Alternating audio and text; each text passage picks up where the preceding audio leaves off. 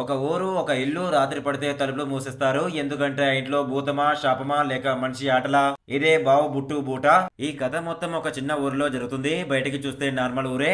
కానీ రాత్రి అయితే ఏదో జరుగుతుంది. ఎవరికీ అర్థం కానిది. అక్కడ వినిపించే శబ్దాలు, అనుకోకుండా జరిగే మరణాలు, ఒక్కొక్కరిని ఒక్కొక్కలా వెంటాడే భయం అన్నీ కలిపి మూవీని ఫ్యూచర్ హారర్ సస్పెన్స్ గా నిలబెట్టాయి. ఈ సినిమాలో జంప్ స్కేర్స్ తక్కువ, కానీ మైండ్ లోకి దిగిపోయే భయం ఎక్కువ. బ్యాక్గ్రౌండ్ మ్యూజిక్ వస్తే చాలు గూస్ బంప్స్ గ్యారంటీ. ప్రతి సీన్ తర్వాత ఇప్పుడు ఏమవుతుంది అనే డౌట్ మనకి వస్తుంది. యాక్టర్స్ అందరూ నేచురల్ గా చేశారు. ఓవర్ యాక్టింగ్ లేదు. Camera work, lighting, dark tone horror lovers కి ఇక పండగే.